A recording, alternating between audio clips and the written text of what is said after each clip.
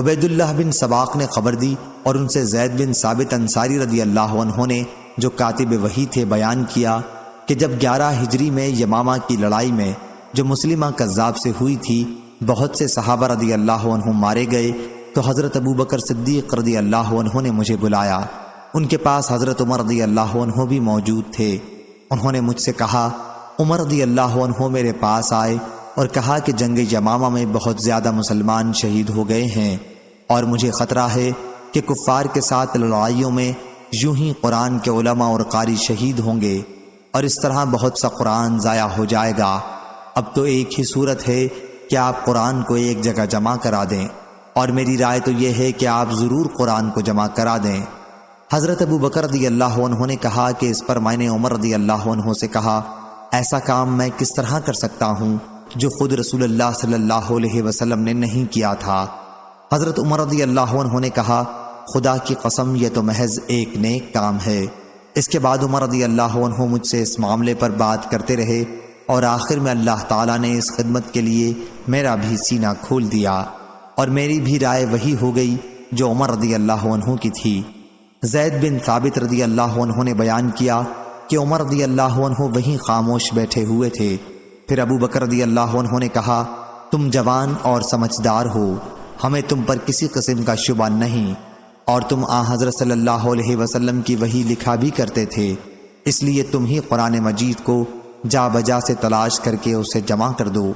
خدا کی قسم کہ اگر حضرت ابوبکر رضی اللہ عنہ مجھ کو کوئی پہاڑ اٹھا کے لے جانے کے لیے کہتے تو یہ میرے لیے اتنا بھاری نہ تھا جتنا قرآن کی ترتیب کا حکم۔ میں نے عرض کیا، آپ لوگ ایک ایسے کام کے کرنے پر کس طرح آمادہ ہو گئے جسے رسول اللہ صلی اللہ علیہ وسلم نے نہیں کیا تھا؟ تو ابوبکر رضی اللہ عنہ نے کہا کہ خدا کی قسم یہ ایک نیک کام ہے۔ پھر میں ان سے اس مسئلے پر گفتگو کرتا رہا یہاں تک کہ اللہ تعالیٰ نے اس خدمت کے لیے میرا بھی سینہ کھول دیا جس طرح ابو بکر و عمر رضی اللہ عنہ کا سینہ کھولا تھا۔ چنانچہ میں اٹھا اور میں نے کھال، ہڈی اور کھجور کی شاخوں سے جن پر قرآن مجید لکھا ہوا تھا اس دور کے رواج کے مطابق قرآن مجید کو جمع کرنا شروع کر دیا، اور لوگوں کو جو قرآن کے حافظ تھے حافظ سے بھی مدد لی، اور سورہ توبہ کی 2 آیتیں خزیمہ انصاری رضی اللہ عنہ کے پاس مجھے ملی، ان کے علاوہ کسی کے پاس مجھے نہیں ملی تھیں۔ وہ آیتیں یہ تھیں، لَقَدْ جَاءَكُمْ رَسُولٌ مِّنْ أَنفُسِكُمْ عَزِيزٌ عَلَيْهِ مَا عَنِتُّمْ حَرِيصٌ عَلَيْكُمْ، آخر تک۔ پھر مصحف جس میں قرآن مجید جمع کیا گیا تھا ابو بکر صدیق رضی اللہ عنہ کے پاس رہا، آپ کی وفات کے بعد عمر رضی اللہ عنہ کے پاس محفوظ رہا، پھر آپ کی وفات کے بعد آپ کی صاحبزادی ام المومنین حفصہ رضی اللہ عنہا کے پاس محفوظ رہا۔ شعیب کے ساتھ اس حدیث کو عثمان بن عمر اور لیث بن سعد نے بھی یونس سے، انہوں نے ابن شہاب سے روایت کیا،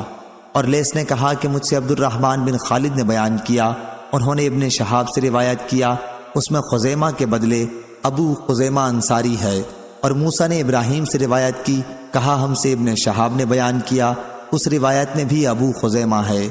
موسیٰ بن اسماعیل کے ساتھ اس حدیث کو یعقوب بن ابراہیم نے بھی اپنے والد ابراہیم بن سعد سے روایت کیا، اور ابو ثابت محمد بن عبید اللہ مدنی نے کہا ہم سے ابراہیم نے بیان کیا، اس روایت میں شک کے ساتھ خزیمہ یا ابو خزیمہ مذکور ہے۔